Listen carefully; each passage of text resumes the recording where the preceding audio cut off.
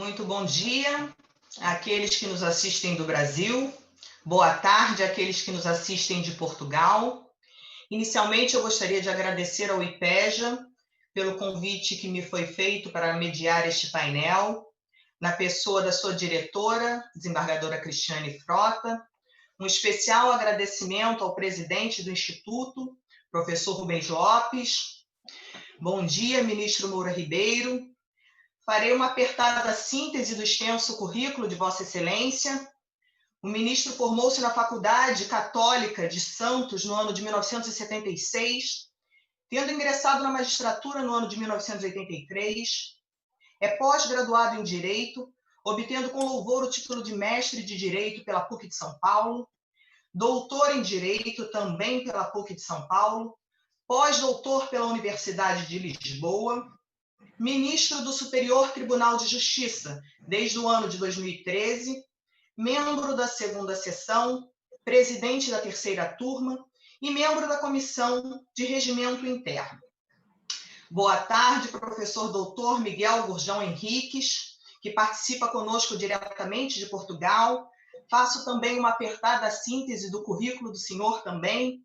É advogado na Cérvulo desde o ano de 2008, sócio no Departamento Europeu de Concorrência, exercendo também atividades em matérias relacionadas com saúde e indústria farmacêutica. É especialista em Direito Europeu e da Concorrência, título conferido ao senhor pela Ordem dos Advogados nos anos de 2006 e 2012.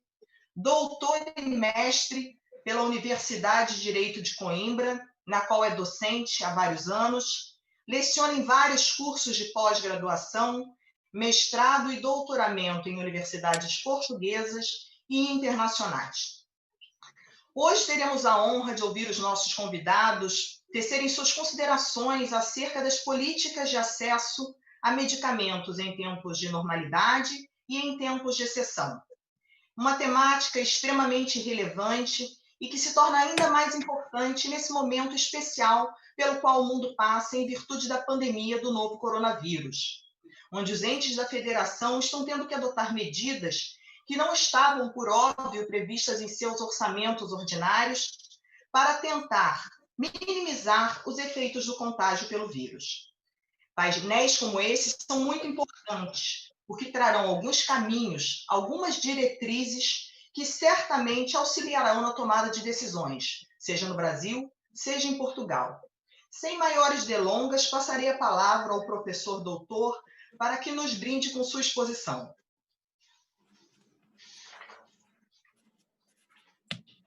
Muito obrigado, Sra. Doutora Daniela Binato, ilustríssima juíza de Direito do Brasil e do Rio de Janeiro. É um grande gosto participar em si e através de si agradeço ao IPEJA e dizer que é assim, um grande privilégio Coimbra ter ótimas relações com parceiros no Brasil que nos enriquecem mutuamente. E muito importante esta troca de opiniões, esta troca de posições doutrinais entre todos. É novamente um grande privilégio rever o ministro Paulo Moura Ribeiro, vai ser um privilégio ainda maior ouvi-lo e aprender consigo mais algumas informações certamente muito úteis para nós termos uma percepção mais correta quer da realidade, quer do direito. O direito que é um dever ser que é, sobretudo nestes contextos tão complicados em que nós vivemos, que são os contextos do Covid e desta nova realidade. Na verdade, o que eu queria acentuar um bocadinho a questão do acesso a medicamentos e da política de medicamento na União Europeia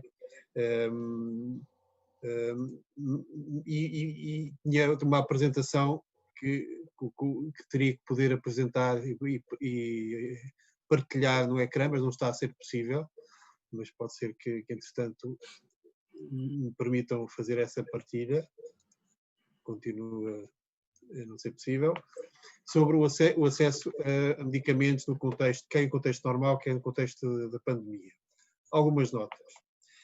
Bom, o que é que eu queria partilhar convosco? Na verdade, no espaço da União Europeia, a política do medicamento tem uma componente fundamental que é passa o pleonasmo, europeia. Ou seja, Portugal tem uma legislação de medicamento, mas a legislação de medicamento portuguesa é muito tributária da legislação do medicamento da União Europeia. Mas a questão do acesso a medicamento já tem alguma especificidade nacional. A questão do medicamento é essencialmente uma questão europeia. Porquê? Porque, inicialmente, nos primeiros anos da construção comunitária, eu queria muito brevemente fazer esse percurso, até para não amassar os ouvintes do IPEJA, e mais ainda não amassar o ministro e a senadora. A política do medicamento da União Europeia nasceu muito antes de haver a União Europeia, quando havia apenas a Comunidade Económica Europeia, e o medicamento era visto como uma mercadoria. Mas isto, ao mesmo tempo que uma série de matérias conexas com o medicamento eram simplesmente atribuição nacional. Portanto, eu não sei, se há uma perspectiva que porventura poderá e vai ser certamente enriquecida do lado brasileiro, da perspectiva da relação entre os vários ordenamentos, deste ordenamento plurilegislativo que é o ordenamento da União Europeia, e no Brasil temos uma realidade também entre os Estados e a Federação, que eventualmente também terá o relevo. A questão do acesso a medicamentos é uma questão extremamente importante. A OMS mostra que normalmente as despesas com medicamentos correspondem entre 3% e 10% do produto nacional bruto dos muitos Estados-membros. As despesas, os dados mais recentes mostram, por exemplo, que em Portugal, e são os dados da OMS, não são, mas são um bocadinho atrasados, porque a OMS não tem dados atualizados a 2017, mas que em relação a Portugal, 17,9% das despesas de saúde são com medicamentos. O que é aliado um valor que varia muito de país para país e nem sequer tem uma matriz própria para nós conseguirmos compreender isso, porque tem a ver com outras funções, com outras características do sistema de saúde dos Estados-membros e do modelo de despesa dos Estados-membros. É mais complicado de estudar do que meramente uma coisa competitiva, dizer Portugal tem 17,9%, a Espanha tem 17,4%, mas o Reino Unido tem 11%, por exemplo, de despesa com medicamentos. Portanto, e por outro lado, as despesas com medicamentos também têm um nível de envolvimento estatal extremamente significativo. Os reembolsos, não sei por acaso como é que é a expressão no Brasil, a comparticipação, como se diz em Portugal, a comparticipação pode variar entre 6, no total varia entre 6,3% e quase 50% das despesas totais de saúde são reembolsáveis ou comparticipáveis pelos Estados. Significa que há uma despesa brutal dos Estados, que é no sistema de saúde, pode ir até 10%, como disse, do nacional bruto dos Estados-membros da OMS, e que, a nível de medicamentos, por exemplo, vai acima de 220 mil milhões de gastos com medicamentos por ano. Portanto, é uma dimensão económica astronómica e cada vez mais importante devido à evolução dos sistemas de saúde e à evolução dos tratamentos e à inovação no tratamento de doenças e às novas formas de tratar doenças, tratamentos personalizados, tratamentos quase que individualizados, medicamentos para novas afecções.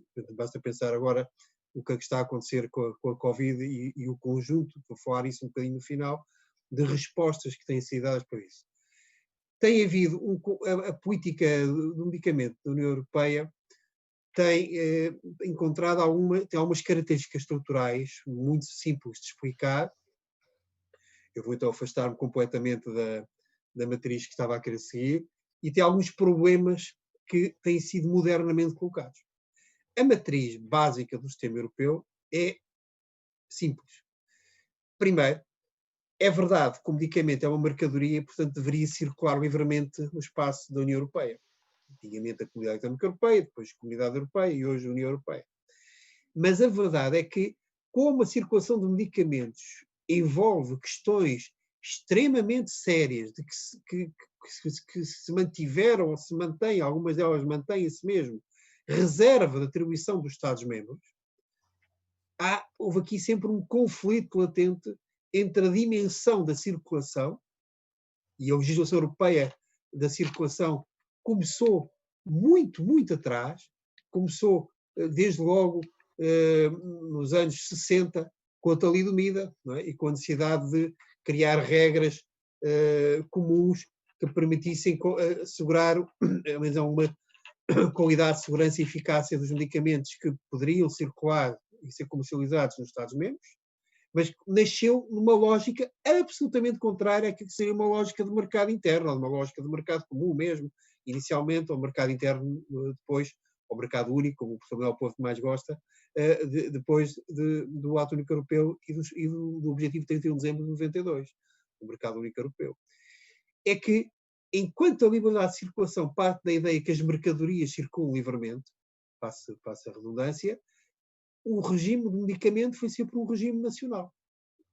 Ou seja, ainda hoje na União Europeia, os medicamentos têm que ser autorizados por autoridades nacionais. Essa é a regra. Não pode ser comercializado num Estado-membro da União Europeia um medicamento que não seja autorizado. Ou seja, princípio da liberdade, não. Princípio da autorização administrativa prévia. Digamos, é mesmo esse o princípio. Circulação, não. Princípio da autorização. E este é uma espécie de anticlímax do mercado interno, anticlímax da liberdade. É o princípio justamente o contrário, o princípio de que nenhum medicamento pode circular se não for autorizado. E a legislação europeia foi construída assim, porque, como eu disse, embora a matriz fosse uma matriz de circulação, havia os valores prevalecentes que presidem a legislação do medicamento, são valores como a saúde pública. E a saúde pública, ainda hoje, em grande medida, é uma prerrogativa dos Estados. Basta ver o Covid. Né? No Covid fica muito evidente, no caso da União Europeia, que é o que eu conheço melhor, a União Europeia não dispõe de atribuições, como nós dizemos, não, ou como diz o Tratado de Competências, não dispõe de atribuições para legislar ou harmonizar sobre a prestação de cuidados de saúde, ou sobre a organização dos sistemas de saúde, ou mesmo sobre a autorização de medicamentos fora dos contextos em que os Estados-membros tentaram fazer isso. Já vamos falar muito brevemente desses contextos. Ou seja, a competência para organizar, definir e organizar o sistema de saúde e a prestação de cuidados de saúde é uma competência nacional.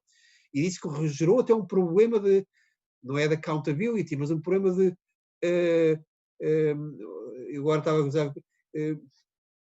fala-se de uma pandemia e de uma infodemia, uma comunicação conjunta do dia 10 deste mês do Conselho Europeu e do Parlamento Europeu, portanto, dos órgãos mais políticos da União Europeia, não da Comissão Europeia, curiosamente, que fala deste problema da informação, não é?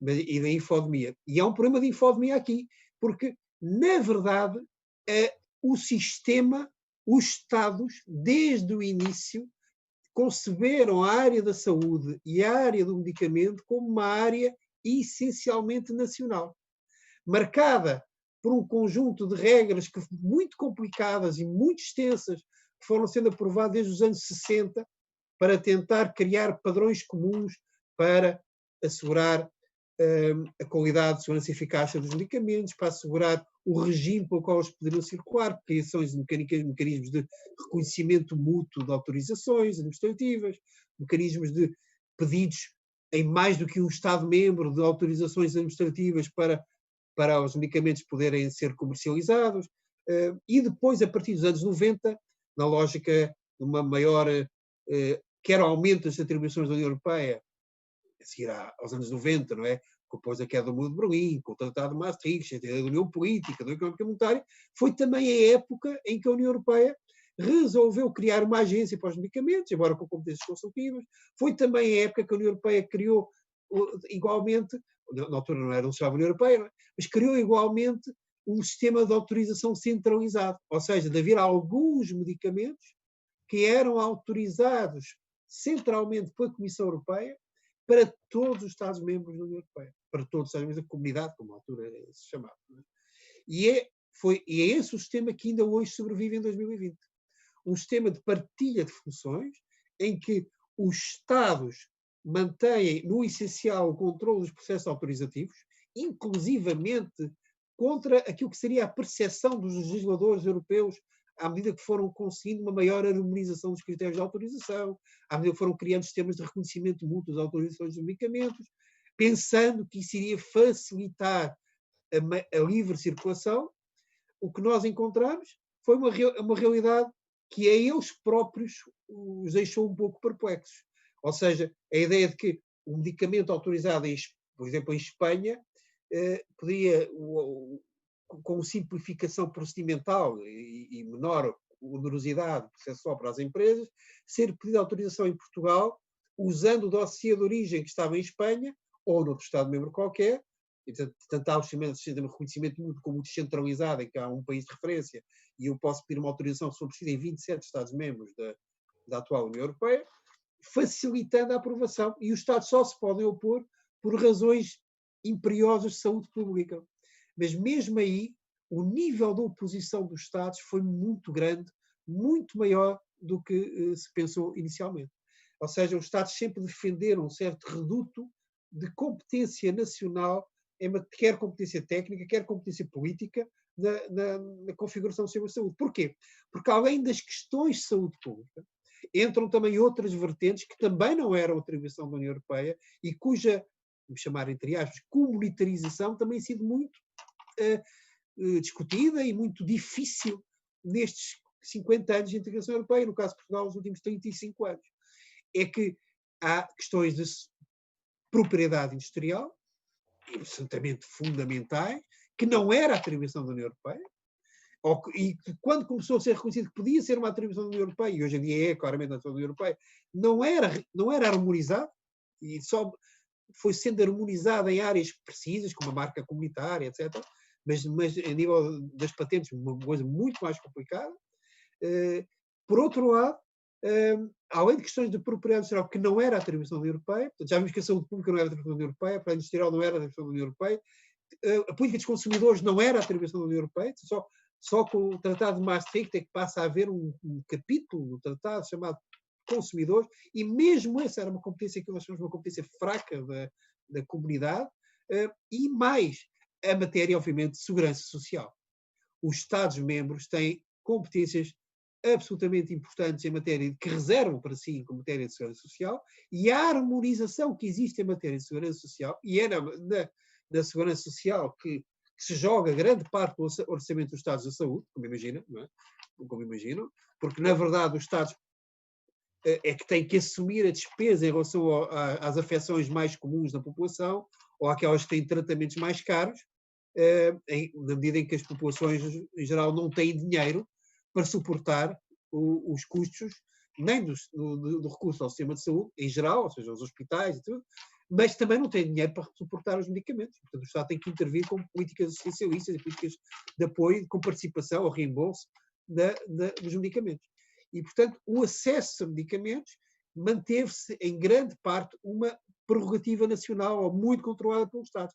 Chegamos até a ter regimes, em Portugal temos regimes absolutamente extraordinários, cuja defesa ao abrigo do direito da União Europeia é até complicada, quando, por exemplo, dizemos que um medicamento que tem uma autorização administrativa nacional ou uma autorização administrativa concedida pela Comissão Europeia quando for um medicamento centralizado, ou seja, aprovado segundo o procedimento centralizado, que é a competência de decisão da Comissão Europeia, esse medicamento deveria ser comercializado nos Estados-membros, mas, atenção, para poder aceder aos hospitais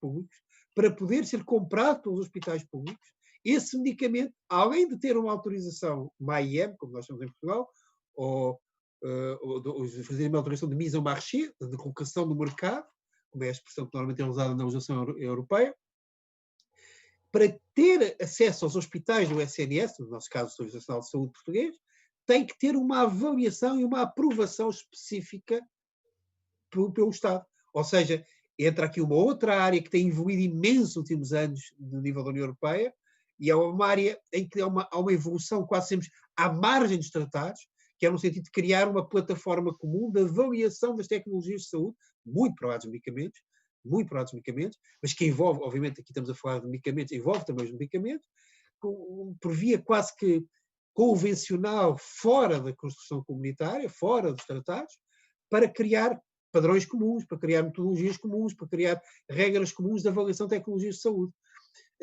Muito obviamente por pressão da indústria, mas também por pressão dos Estados que querem manter não só conhecimento científico, conhecimento técnico, como querem criar cada vez mais plataformas na avaliação das tecnologias de saúde, como existem já, plataformas na avaliação dos preços, como existem já, plataformas na própria aprovação dos produtos que podem ser adquiridos pelos seus próprios sistemas nacionais de saúde. Porque, na verdade, o custo da saúde é um custo brutal, o custo de medicamentos, e tem havido até uma preocupação das autoridades de concorrência, por exemplo, de atuar agora, nos últimos anos, de perseguir, isto vê-se nos Estados Unidos, isto vê-se na União Europeia, vê-se até já um breve vislumbre em Portugal, mas muito pouco, quanto aos chamados preços excessivos, ou os acordos entre empresas titulares de patentes e empresas de genéricos para, designadamente, limitar ou controlar ou impedir o acesso de medicamentos concorrenciais ao mercado. Portanto, isto são tudo matérias de uma enorme complexidade, em que a União Europeia tem legislado de uma maneira crescente, mas sempre muito cuidadosa, porque durante décadas, para dizer isto simplificando, se a primeira diretiva da União Comunitária, da CEE, é de 1965 e é inspirada por uma hipocrisia, não é? A ideia de que está a legislar, que a comunidade está a legislar no âmbito do mercado comum, mas ao mesmo tempo está a legislar com preocupações de saúde pública e por causa de um sério problema que foi a talidomida. O que é facto é que só precisamos de chegar a 2009, estamos a falar, portanto, de 65 a 2009, 45 anos praticamente, para o tratado, para os Estados introduzirem no tratado pela primeira vez uma norma que permite à União Europeia legislar em matéria de saúde pública, em matéria de segurança e eficácia de medicamentos. Ou seja, é um longo caminho que vimos percorrer. E durante estes 45 anos, de 65 a 2009, toda a legislação europeia, em matéria de medicamentos, tinha sempre como base jurídica, que é um problema das entidades que não têm soberania, não é? Que não têm competência, uma atribuição, os seus poderes são, essencialmente, como diria, os constitucionalistas gostarão de ouvir isto, os europeístas não gostarão de ouvir isto. Não tem uma competência originária, não é? Não tem o poder de criar a sua própria competência. É uma competência que o Tribunal Constitucional Alemão diria que é derivada, não é? Deriva das Constituições Nacionais, deriva, pelo menos, do poder que os Estados atribuem por via dos tratados à União Europeia, neste caso é à União Europeia. Então, a União Europeia legislou sempre no contexto da liberdade de circulação de mercadorias. Sempre. Toda a legislação, e foram dezenas e dezenas, diria mesmo, dezenas de diretivas e regulamentos em matéria de medicamentos e de acesso a medicamentos, que foram marcados muito, sempre, por terem como fundamento jurídico o mercado interno, ou seja, a livre circulação de mercadorias, e depois todo o regime é informado quase por um regime quase antitético, não é? Porque é quase todo informado por razões de segurança, saúde pública. E daí que, quando nós chegamos ao Covid, eu não vou querer estar a demorar muito mais, até porque já estou com 20 minutos, estas palavras são como as cerejas, e então o ministro também sabe isso, nós quando começamos a falar, é difícil que nos calemos, não é? Não é fácil resistir à tentação de mais umas palavras. Mas, para tentar centralizar, quando chegamos à história ao Covid, o que nós assistimos, reparem bem, se forem, nem é preciso ser especialista nisto, basta ir ao Jornal Oficial da União Europeia e há secções sobre a resposta da União Europeia ao Covid, em área de saúde pública, em todas as áreas de atribuição da União Europeia, mas não há nada lá especificamente a abordar alterações ou revoluções no sistema regulatório europeu genérico de acesso de medicamentos ao mercado. Os Estados, mesmo com o Covid ou sem Covid, não quiseram e não querem por agora, pelo menos não há evidências disso, alterar de modo radical. O que há é uma resposta que é uma resposta sempre epifenómica, ou fenoménica, ou seja, a União Europeia anda sempre à procura de ver como é que pode intervir para apoiar no contexto do Covid. Pode intervir em apoios de emergência à aquisição de que eles chamam de produtos médicos, mas que inclui também medicamentos, e a Comissão Europeia, ainda há poucos dias, aprovou um regulamento que ativa uma ação de emergência de apoio financeiro aos Estados para a aquisição, para a produção, a distribuição, a aquisição não por esta ordem, a produção, aquisição, distribuição de produtos médicos, incluindo vários equipamentos de proteção individual, medicamentos, dispositivos médicos, etc. Essa é uma dimensão absolutamente fundamental, mas outras dimensões têm a ver com o que vamos chamar fast track, ou seja, regimes acelerados de aprovação de medicamentos. Neste momento, se formos a contar com o que consta da informação publicamente disponível por parte da Agência Europeia de Medicamentos, existem 132 tratamentos para a Covid a serem analisados, existem 34 vacinas a serem estudadas nesta altura, e hoje mesmo foi aprovado o primeiro medicamento, ou seja, houve um parecer favorável, porque a EMA é um órgão técnico, é uma agência, e como agência ela não tem essencialmente poderes de decisão. Isso é uma discussão muito interessante, mas não é para hoje, eventualmente.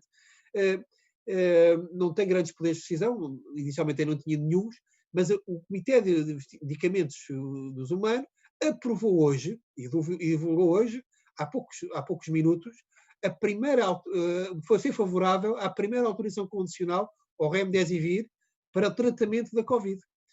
A autorização condicional que tem justamente a ver com esta aceleração da aprovação, ou seja, sujeita à completude posterior de estudos, chamados estudos pós-autorização, e a completude posterior dos ensaios clínicos que estão a decorrer, para depois poder haver uma autorização incondicional por parte da EMA, se bem que a EMA não dá autorizações, quem dará autorização, como entendido, se for um medicamento abrangido, e pelo procedimento centralizado, é a própria Comissão Europeia.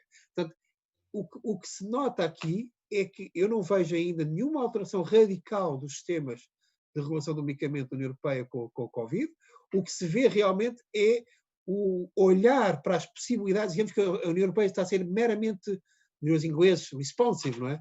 Meramente dando a resposta possível, considerando as limitações e atribuições que tem. E isto não é mal nem bem, é assim que os Estados-membros desenharam a Constituição Comunitária. Provavelmente o Brasil tem uma experiência bem diferente na organização do sistema de saúde e na sua política de medicamento. Estas eram as ideias fundamentais que eu acho que são importantes de transmitir. Há, obviamente, uma série de questões de acesso absolutamente extraordinárias que hoje em dia se colocam. Basta pensar que estamos sempre a falar de utilização off-label, a utilização de medicamento fora de indicações aprovadas até agora, não é? Inclusivamente este, o Remdesivir, e a famosa hidroxicloroquina, não é? Quando todos nós sabemos dizer nomes de medicamentos sem nos engasgarmos demasiado, o que é difícil, são medicamentos aprovados para outras indicações terapêuticas e que, portanto, em rigor, não podem ser utilizados fora da indicação para a qual foram aprovados. Mas nós temos assistido, quer nessas áreas, quer nas áreas de auxílios de Estado, mecanismos excepcionais, sim, de uma certa atenuação regulatória para permitir no medicamento chama-se uso compassivo, nos auxílios de Estado, vê-se a União Europeia a autorizar auxílios às companhias aéreas, à restauração, a isto, àquilo, àquilo, em nome de perturbações graves ou outros elementos que facilitam a aprovação de regimes derogatórios daquilo que seria o regime geral. Esta é a mensagem que eu queria transmitir, mas fico totalmente disponível, quer para questões, quer para o diálogo que poderá haver a seguir. Muito obrigado. Agradeço imensamente ao professor Dr. Miguel Gurjão Henriques, que com uma didática característica dos professores nos trouxe uma pontuação muito importante a respeito dessa temática dentro da União Europeia, dentro de Portugal, essa questão do impacto forte na economia pelo fornecimento de medicamentos, pelos reembolsos que o Estado tem que suportar, e essa prerrogativa nacional do fornecimento de medicamentos, e fazendo esse paralelo também com esse período excepcional de pandemia em que vivemos. Abro a palavra ao ministro Moura Ribeiro para que possa tecer as suas considerações a respeito do tema. Estamos sem áudio, ministro. Obrigada. É o que se paga, é o preço que se paga pelo amadorismo, né? Bom dia aqui no Brasil, boa tarde aí em Portugal. É um prazer muito grande participar deste seminário de verão diferente, né, daqueles que temos todos os meses de julho, já há muitos anos, para tratar algum assunto, debater alguma coisa, pontuar alguma coisa, fazer alguns rabiscos a respeito da política de acesso a medicamentos em bons tempos e em tempos ruins, né? E eu vou focar, diferentemente do que é em Portugal, vou focar exatamente esse mesmo tema em questão dos nossos planos privados, que são realmente a grande questão que bate as portas dos nossos tribunais e lá no Superior Tribunal de Justiça. Saúdo a nossa mediadora, a juíza Araquém Tavara Silva de Caxias, Maria Daniela Binato de Castro, pedindo que, por favor, leve o meu beijo no coração de seu marido, Pedro Henrique, nosso colega. E, com muita satisfação, saúdo o nosso professor, doutor Miguel Gorjão Henrique, saudade de vê-lo, estar pessoalmente, podê-lo abraçar, mas fazemos isso com o nosso sentimento de coração, que fica muito bem marcado entre nós, brasileiros e portugueses, na pessoa de Vossa Excelência. Eu não posso deixar de, lembrando de seminário de verão, não posso deixar de fazer também uma saudação ao reitor da Universidade de Coimbra, que todo ano nos recebe, professor Amílcar Falcão, ao vice-reitor, que também está sempre conosco, né, professor Nuno Calvão, uma alegria. De vez em quando trocamos e-mails e conversamos a respeito das coisas que estão se passando lá e cá. Ao professor Manuel Porto, caramba, que nos recebe fraternalmente todo ano, é uma alegria muito grande poder privar da amizade do professor Manuel Porto. Professor Canotilho, com a sua elegância costumeira, a nos receber. A alegria do professor Rui Marcos, diretor da Faculdade de Direito da Universidade de Coimbra, e que mora também nos nossos corações. E saúdo o presidente do IPEJ, o estimado professor, e agradecendo o convite, estimado professor Rubens Lopes da Cruz, sempre reitor Rubens Lopes da Cruz, que foi o grande idealizador do que culminou sendo hoje o IPEJ. O vice-presidente do IPEJ, o sempre ministro Carlos Fernando Matias de Souza, este sim abriu grandes portas para nós aí em Coimbra, na Universidade de Coimbra, os conselheiros do IPEJ, a desembargadora Cristiane Frota e seu marido Elton Leme. Não posso deixar de fazer, minha cara colega, uma saudação muito grande a este que foi um dos pioneiros da abertura do IPEJ, que sempre participou com as universidades privadas desses encontros, iniciais encontros de Coimbra, o ministro Ricardo Lewandowski, que sempre participou, não deixou de participar em nenhum momento desses nossos agradáveis encontros culturais, trocando essas ideias de jurídicas, né, do Brasil e Portugal. Salve, senhores advogados, estagiários que nos acompanham no Brasil e aí em Portugal, e cumprimento e agradeço a boa vontade do estagiário Armando, que desde cedo está nos acompanhando. Gostei de ouvir as palavras do nosso professor Gorjão Henriques, porque ele tocou num assunto que é muito importante para nós, o que ele disse, né, do que está sendo feito na saúde, porque a saúde é pública em Portugal e a grande preocupação estatal, principalmente com os custos. Mas, de qualquer forma, não posso deixar de me valer da pessoa do professor Gorjão Henriques porque as notícias que chegam aqui é do grande sucesso que Portugal teve nessa pandemia, nessa triste pandemia. O que chega aqui para nós no Brasil é que Portugal conseguiu contornar essa triste curva de crescimento justamente porque você soube, né, ser muito fixo na ideia de que não se pode sair de casa, precisa lavar as mãos, etc. Coisas, né, que há muito nós sabemos, e Portugal parece que deu um show para todos nós, um ensinamento muito grande a respeito dessa pandemia. Lá, em Portugal, a saúde condiz com saúde pública.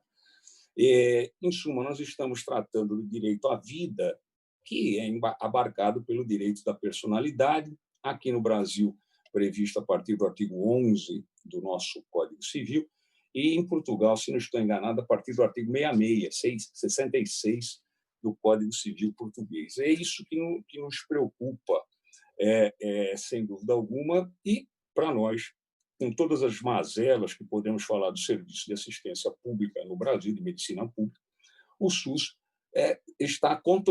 vem contornando os nossos problemas. Mas o que me traz na minha fala, um agradecimento, mais uma vez, pelo convite, é essa questão dos nossos planos de saúde privados. Eu vou trazer alguns casos, rápidos casos, que foram julgados lá pelo Superior Tribunal de Justiça, para a apreciação tanto dos nossos colegas, dos nossos ouvintes e assistentes, tanto do Brasil como de Portugal. Eu começo com um caso que foi da minha relatoria, que me chamou demais a atenção. É um recurso especial que bateu às portas do Superior Tribunal de Justiça e que coube a minha relatoria. Um recurso especial em que se discutia um tema que começou a fustigar muito no Tribunal de Justiça de São Paulo, questão de medicamentos importados e receituário médico para a outorga deste medicamento importado sob pena de prisão. É um caso que bateu às portas várias vezes do Tribunal de Justiça de São Paulo, da onde eu sou originário, e a questão era muito delicada, porque esta ordem sob pena de prisão era para ser cumprida já ou agora, imediatamente, e não havia, por parte dos planos de saúde, nem sequer a possibilidade de fazer algum recurso ao tribunal, porque a hora que chegasse o recurso ao Tribunal de Justiça de São Paulo, a prisão já estava decretada do administrador ou diretor desses planos de saúde. Então, a questão começou a bater à porta do nosso Superior Tribunal de Justiça, e nós tínhamos inúmeros casos no Superior Tribunal de Justiça que tratavam deste tema, mas ainda não havia uma posição de nível nacional que precisamos adotar aqui no Brasil. Eu me sensibilizei com aquilo, e lá no Superior Tribunal de Justiça nós fizemos como se hoje nós temos um sistema no nosso novo Código de Processo Civil, que é a questão dos recursos repetitivos. E eu afetei este caso como recurso repetitivo na segunda sessão com C cedilha, né?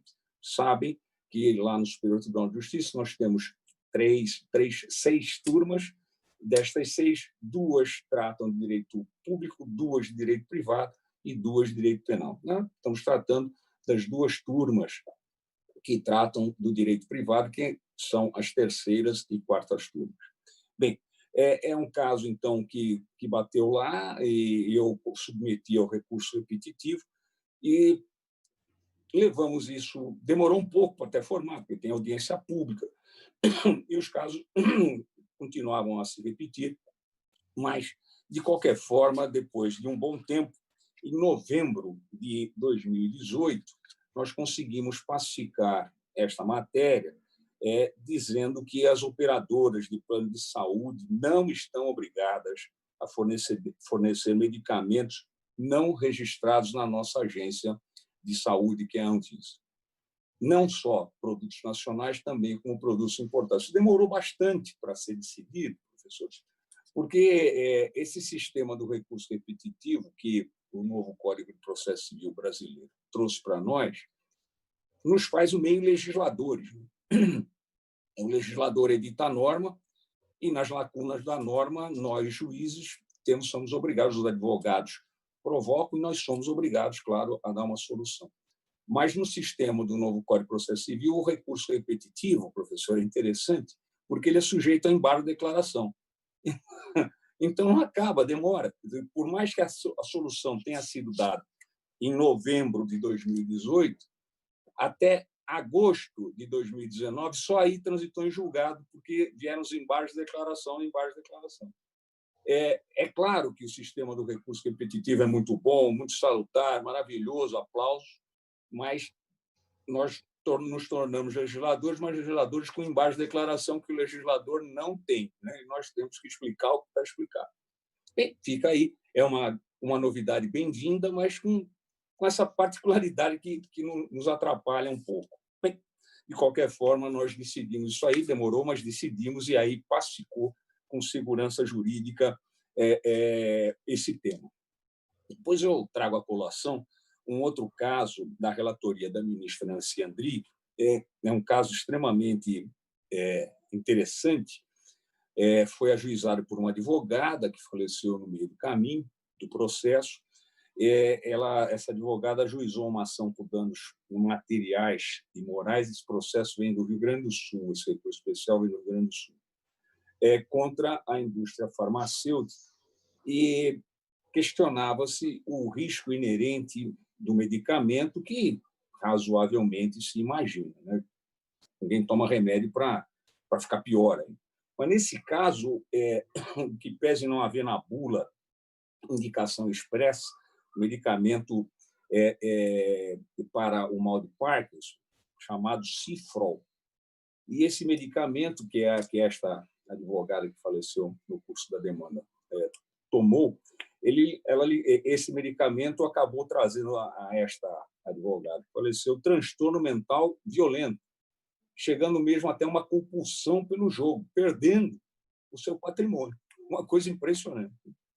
Esse caso foi da relatoria da ministra Nancy Andrighi, e nós conseguimos solucionar esse caso, deferindo o pagamento do dano material, sim, e do dano moral também, porque nós entendemos que este direito de informar, ou dever de informar, melhor dizendo, previsto no nosso Código de Defesa do Consumidor, foi absolutamente violado. Quer dizer, ainda que esse defeito do produto não fosse conhecido, mas é o risco que se corre pela atividade, né? Então, se há esse risco, há que se reparar. Se a atividade pode provocar um risco, um dano, há de ser reparado esse dano. Eu nunca pensei numa hipótese como essa, mas os laudos demonstravam mesmo que este medicamento poderia levar a esse transtorno mental violento e com uma compulsão para o jogo, onde esta senhora perdeu todo o patrimônio que amealhou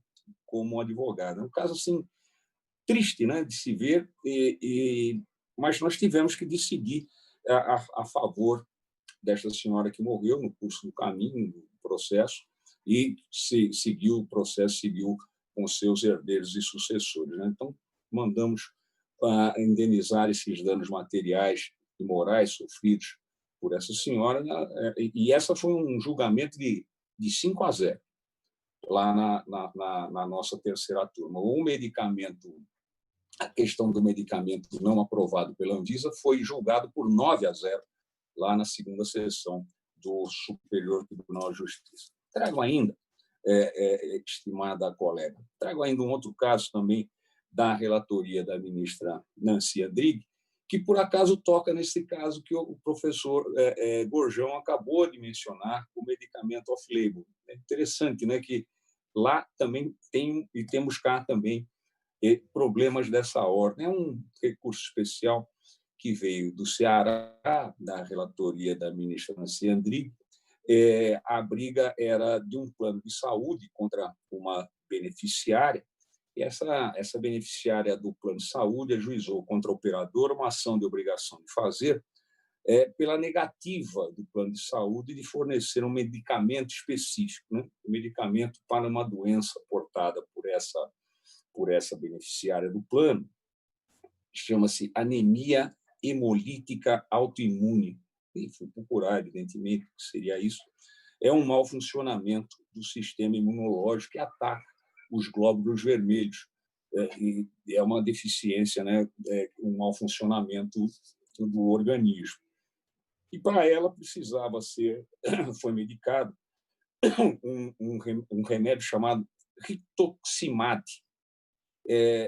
para que essa pessoa idosa pudesse se tratar desta moléstia terrível, né? E a tese da operadora era: peraí, eu não tenho obrigação de fornecer medicamento, né?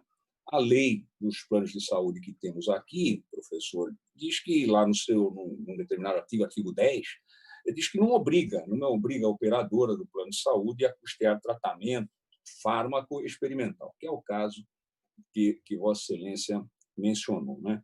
E nós chegamos à conclusão, também por 5-0, que esse tratamento experimental, que não possui, né, as indicações descritas na bula ou no manual registrado na Anvisa, o tal do uso off-label, que está sendo, e hoje nós estamos, Vossa Excelência acabou de comentar a hidroxicloroquina, não é? Mas nós chegamos à conclusão, e por 5-0, de que quem decide qual é o melhor tratamento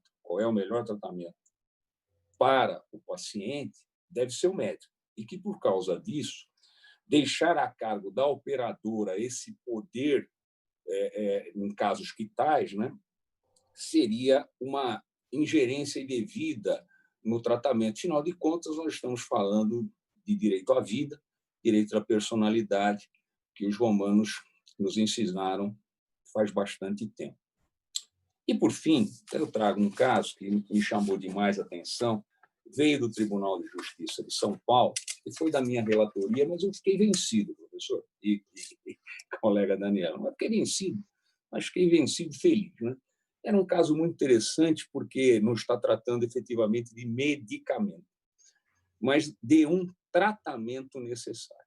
É um casal que não poderia ter filhos pelos métodos naturais, e ajuizou uma ação contra o plano de saúde, falando: olha, eu preciso fazer uma reprodução assistida.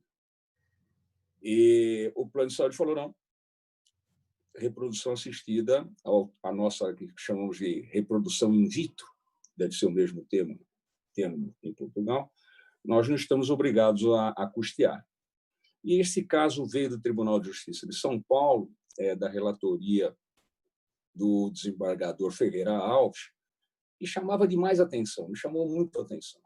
O advogado veio conversar comigo, e eu falei: olha, doutor, essa questão da inseminação artificial, a terceira turma já tem posição formada. Ele falou: mas não é bem inseminação artificial, nós estamos falando em reprodução. E aí eu me debrucei na lei, não é? E aqueles casos que a gente fica algum tempo pensando, e vi que tem normas até na União Europeia tem normas a respeito de fertilização in vitro. A Organização Mundial de Saúde também tem norma tratando essa hipótese como doença, quando não pode haver procriação natural. Ora, ao meu sentir, se é um problema de doença, então há de ser tratado. E se há de ser tratado, nós não podemos encontrar determinadas barreiras, principalmente porque o Código de Defesa do Consumidor que temos não impede a obtenção desse tratamento. Afinal de contas, o mundo precisa crescer, né? Se tem gente com vontade, um casal com vontade de procriar, ele precisa ser aplaudido e merece. Tem uma até de novela aqui que talvez já deve ter chegado aí em Portugal, não é? A que está repassando aqui trata desse assunto, e eu fiquei vencido em boa companhia com o ministro Paulo de Tarso Vieira Sanseverino, que o senhor conhece, mas a ministra Nancy Andrighi convenceu os demais colegas, que evidentemente devem ter razão, eu devo ter caminhado errado, junto com o ministro Vilas Boas Coelho, o ministro Marco Aurélio Belísio, todos, neste instante, por mim, saudados. Eu entendi que a reprodução assistida é gênero, e que vai englobar a inseminação artificial, a reprodução in vitro. Assim eu entendi, né? Fiquei vencido, talvez não tenha sido o melhor caminho que eu adotei, mas acho que, em momentos que tais, julgamos isso antes da nossa pandemia, parece que, mesmo em períodos de normalidade, esse tipo de situação que passa um casal, e se tem tratamento, merece o tratamento. E eu condenava o plano de saúde ao pagamento deste tratamento, mas fiquei vencido junto com o ministro Paulo de Tarso Vieira Sanseverino.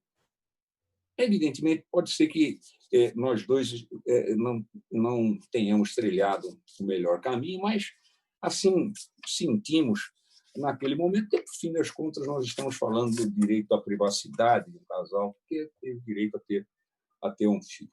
Bem, estas são as considerações que me cabia tecer neste momento de hoje, lembrando um pouquinho do cheirinho de Coimbra, né, que traz tantas lembranças boas, principalmente pela presença do professor Miguel Gorjão Henriques aqui conosco, saudoso, saudade de reencontrá-lo, mas, sem dúvida alguma, penso que isto tudo vai ter que passar, não é? A varíola passou, dizimou o exército romano, né, no século II depois de Cristo, e passou, né? Então nós também vamos passar por isso e vamos nos encontrar e vamos nos abraçar muito afetuosamente, muito fraternalmente. Eu agradeço à colega Daniela Binato, que nos comandou de forma brilhante, extremamente elegante, e é um prazer muito grande sempre estar com os colegas da carreira e assim como com os professores de Direito da Universidade de Coimbra. Agradeço mais uma vez a oportunidade de trocarmos essas ideias a respeito de assunto tão importante como é o medicamento, que implica direito à vida, direito à saúde, direitos da personalidade que aprendemos. Mais uma vez, muito obrigado e muita saúde a todos, sempre. Agradeço muito ao ministro Moura Ribeiro, que nos trouxe um panorama desta temática na visão da nossa Corte Cidadã, pontuou questões importantes a respeito da necessidade do registro na Anvisa para o fornecimento dos medicamentos, sejam eles nacionais ou internacionais, importados, e trouxe também a questão, trazendo um paralelo com o que o professor falou, do medicamento off-label. Então, é extremamente engrandecedor para todos nós esse paralelo traçado entre o direito brasileiro e o direito português. Eu vou abrir mais uma vez a palavra aos senhores para que façam as suas considerações finais e inicio pelo professor Dr. Miguel. Eu dizer que foi um grande privilégio novamente reavivar e manter vivo este nosso diálogo transatlântico, neste caso através do ministro Paulo Moura Ribeiro e da doutora juíza Daniela Binato. É um grande privilégio. Foi muito enriquecedora a experiência. Devo dizer que considero um tempo muito bem utilizado este que tive neste diálogo, muito enriquecedor. Faço minhas integralmente as exemplares palavras do ministro de saudação àquilo que tem sido a nossa experiência comum com os seminários de verão e da relação rica e frutífera que existe entre os juristas de grande nível do Brasil, que nos têm dado a honra e o privilégio de visitar-nos em Coimbra, e nós também, por vezes, de irmos ao Rio de Janeiro. Também tenho muitas saudades de estar aí no Rio de Janeiro e do cheirinho carioca. Também gosto muito do Rio de Janeiro. Não resisto até a deixar, sem desprezar-me de partilhar todas as saudações que o ministro fez com grande brilho a todos os mentores e participantes nestes nossos encontros, que esperamos retomar brevemente, ao professor Manuel Ponte, como é evidente, e ao ministro Matias, que também tenho também uma muito especial amizade e admiração, e através deles a todos. A perspectiva que trouxe foi muito enriquecedora. Devo dizer que nós também temos na legislação da União Europeia muitos aspectos hoje em dia sobre o exercício dos direitos dos doentes, quando circulam por outros Estados-membros, a questão do receituário, não é?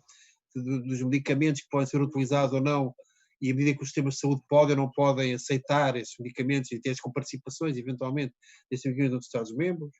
A questão que pôs interessantíssima da utilização dos medicamentos experimentais e o custo dos medicamentos experimentais, inclusivamente no âmbito da vossa lei de investigação clínica, estabelece que há uma obrigação do promotor de conceder a utilização gratuita de medicamentos e tratamentos aos doentes que participam nos estudos clínicos, e às vezes até após os estudos clínicos é obrigado a continuar, até pelo menos a comercialização do medicamento, o novo tal medicamento que foi objeto dos estudos clínicos, a fornecer gratuitamente o medicamento e obviamente o uso compassivo neste contexto que também todos nós conhecemos é uma matéria muito delicada. Obviamente que a matéria que eu percebo do ponto de vista jurídico, mas é uma matéria de uma enorme densidade dogmática que o ministro colocou muito bem do ponto de vista dos direitos fundamentais das pessoas, do ser humano, não é?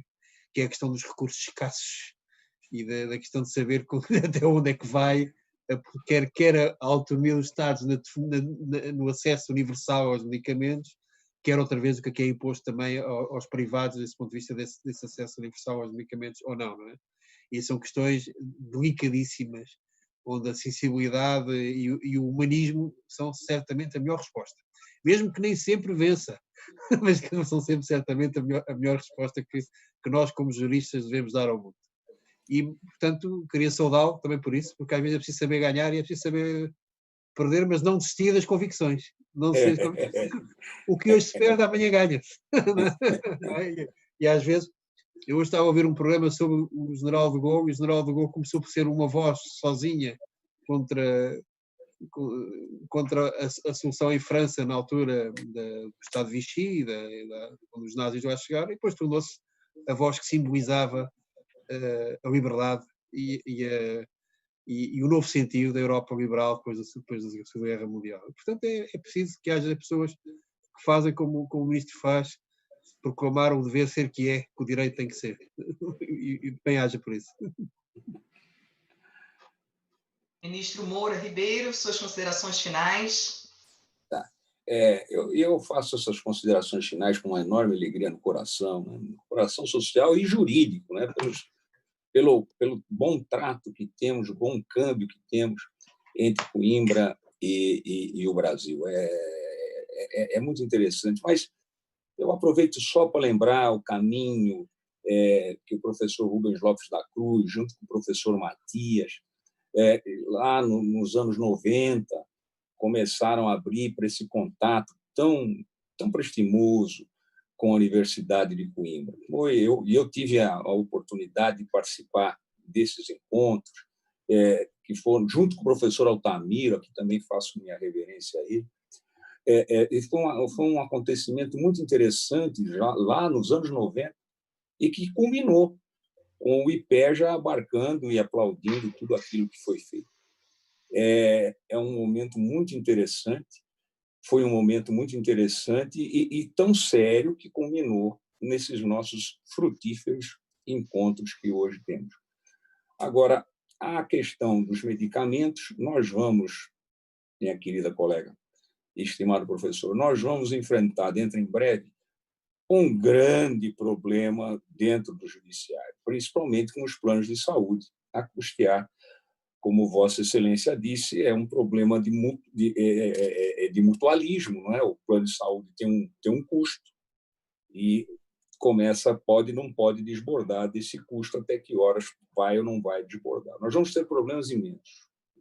Eu não tenho a mais mínima dúvida disso, mas espero, tenho fé, que o judiciário vai dar conta disso. O judiciário já deu conta dos bons direitos e garantias individuais que vieram na nossa Constituição de 88, não tínhamos a mais mínima estrutura para receber a quantidade de demandas que recebemos, mas estamos dando conta delas. E nós temos aqui, entre nós, estimada colega, nós temos um artigo que vai ser o artigo fundamental para que possamos decidir dessas demandas.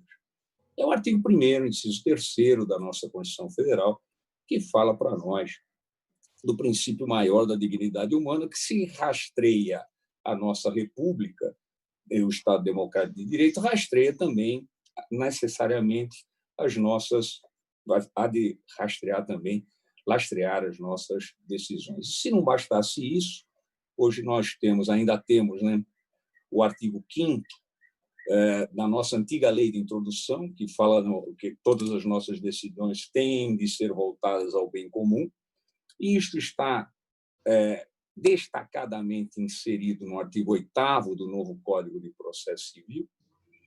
E se tudo isso não bastar, nós ainda temos na nossa Constituição Federal o princípio da fraternidade, de que nos fala tão bem no preâmbulo da nossa Constituição, o princípio da fraternidade que fala tão bem o nosso colega Reinaldo Soares. E também, se isso não bastar, e se o princípio é da fraternidade, irmãos não brigam, então nós vamos ter que encontrar solução. E mais que isso, nós temos um outro, né, que é a Constituição de 88 foi voltada para a solução pacífica de conflitos, que é o que nós temos como vetores. Penso, então, que para juízes como Vossa Excelência, que a toga não pesa, nós vamos dar, sem dúvida alguma, vamos dar solução para isso, e os nossos doutrinadores portugueses haverão sempre de nos ajudar. Deus lhe pague a generosidade do convite. Muito obrigado, estou sempre às ordens do IPEJA e dos colegas, amigos de Portugal. Saúde, estimada colega Daniela Birá. Mais uma vez, agradeço a Vossas Excelências e foi realmente uma honra, e mais do que uma honra, um prazer mediar esse painel. Muito obrigado. Saúde. Obrigado, senhores.